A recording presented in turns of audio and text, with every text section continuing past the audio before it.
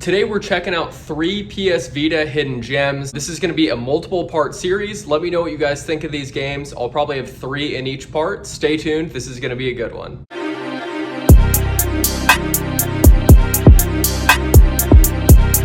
So let's get straight into it. The first game that we're going to be checking out on this hidden gem list is Skyforce Anniversary. So this game is by far the one that I've sank the most time into out of the 3 on this hidden gem list, and this game is awesome. I've never been like some diehard shoot 'em up fan, but this is a fantastic game with tons and tons of replayability.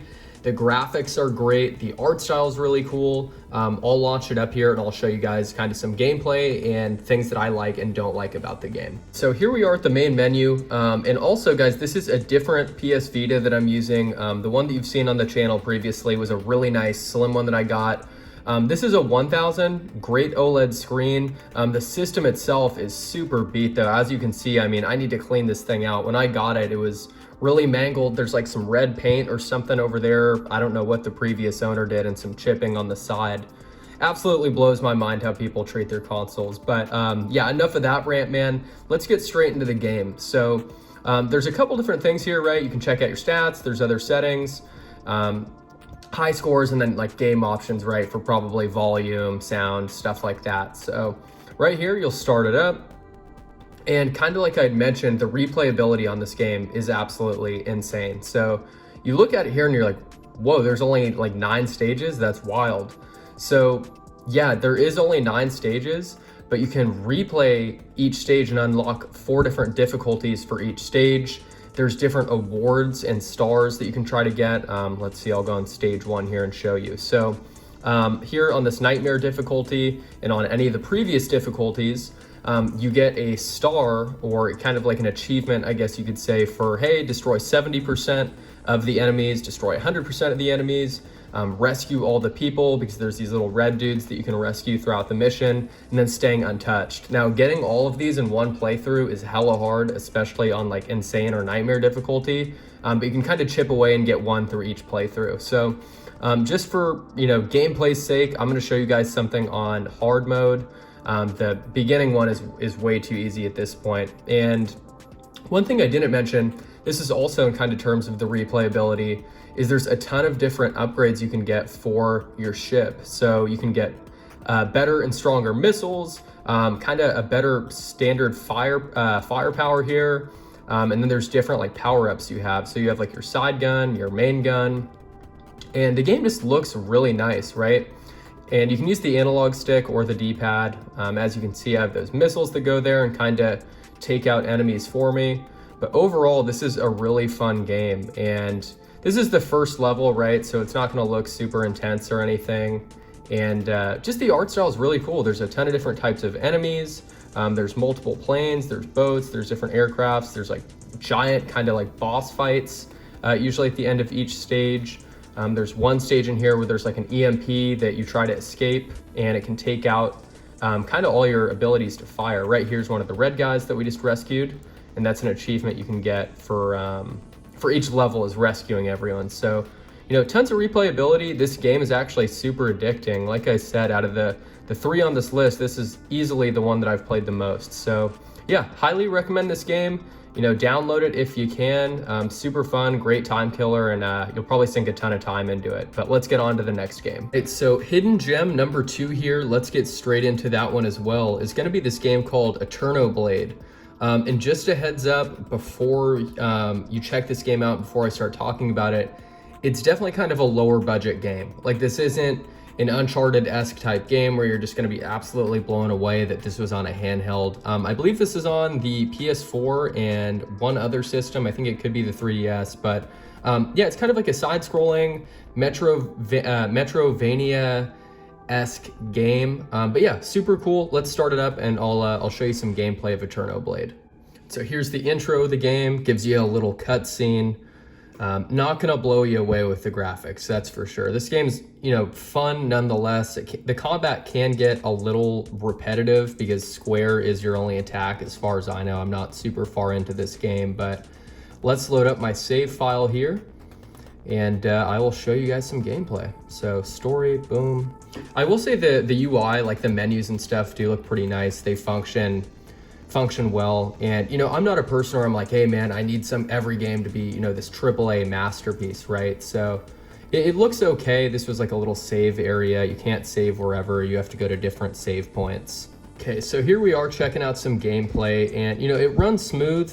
Like I said, it's kind of a Metroidvania-esque game where there is going to be some okay combat. There's nothing really crazy about it, but what I think is really cool is your blade. There's this really cool power where essentially you control time. So not to have any huge spoilers, I'm literally like an hour or less into the game, but with one of the bosses, you essentially reverse time. So when it attacks, you go back in time before it attacks and then to start attacking the boss, which I thought was really cool.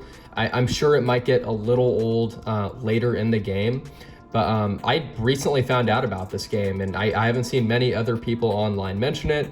And you can see the combat's cool. It looks decent enough. You're not gonna be blown away by it, but this is the Vita, man, and the Vita has the main titles that everyone knows about, but it's cool to go in on some of these lesser known games and just have some fun, get some trophies if you're a trophy hunter, and enjoy some games that you wouldn't otherwise play. And that's what I absolutely love about the Vita. Is this is a game that if it was on the PS5, for example, I would probably not pick it up for my PS5, right? Because I'd be like, oh, it's some low budget game. I don't really care about trying it. But since I have a Vita, it's a modded Vita, I can get any game I want, then it's worth giving it a shot. And I think this is a cool game, and definitely worth your time if you're looking for something new.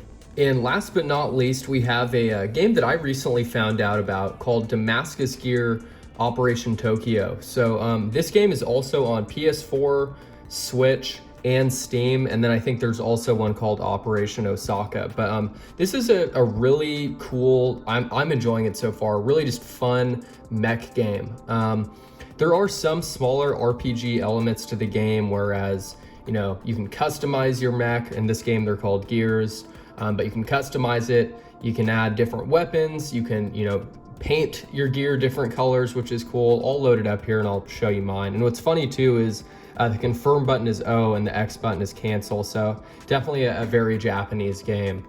So we'll go on my file here. We'll load it up. And here's my dude. My gear, I haven't done too much to it yet. Probably should go in and repaint it. But yeah, like I was saying, you can go in, you can paint it, you can get different parts, right? So right here on one of my arms, I have a sword. On the other one, I have a gun. You can customize the shoulder pieces like I have here, and of course, change the color. So if you want some dude that's just all red, all white, all orange, purple, whatever, you can do it. The missions on this are not the most groundbreaking thing on the planet, right? Where it's going to have you go through part of Japan, you're going to go in, you're going to battle some other mechs, some other gears, and I'll show you. Like, you have a boost option, you have a melee option, that sword I showed you that I have on my dude, and then you have the projectile, which I have it's like an assault rifle. So the story is also like nothing crazy, right? This is all it is. It's just little, not even cutscenes, it's just kind of a talking point. So I'll skip through that. I think I might have already cleared this stage, I could be wrong, but yeah, we'll hop in here. I'll show you some brief gameplay. In this one, you're going at it with a couple of your allies here. Then occasionally you'll get some tips throughout or some talking points, right? So here's the enemies. So I'm going to go in here, and we're going to go out. I'll boost a bit. You can boost with the R trigger here or X for like a quicker boost. Just shot him there. It's like a little charge up with this weapon here. And then they'll occasionally drop little parts and stuff too, right? So you'll go around the map, continue with the combat, and the combat's cool. It can get slightly repetitive, but the good thing about the combat is you can actually change your weapons out. So that'll keep things, a little fresh if the game's getting stale for you. The game doesn't look amazing. It looks decent enough, right? Where is this once again some giant AAA release? No, but that's what's great about the Vita, right? Is you're gonna be playing some games that you probably wouldn't have played otherwise, especially if you have a modded Vita, right? So yeah, the game looks decent enough. It's cool. It's just like a torn down Tokyo, right? And the combat's cool. There are other kinds of mechs that you can battle against. These are called hidden guns, and they're not super strong. You'll have some like lower tier, like almost grunt style ones from Halo that you can just totally destroy. And then there's some stronger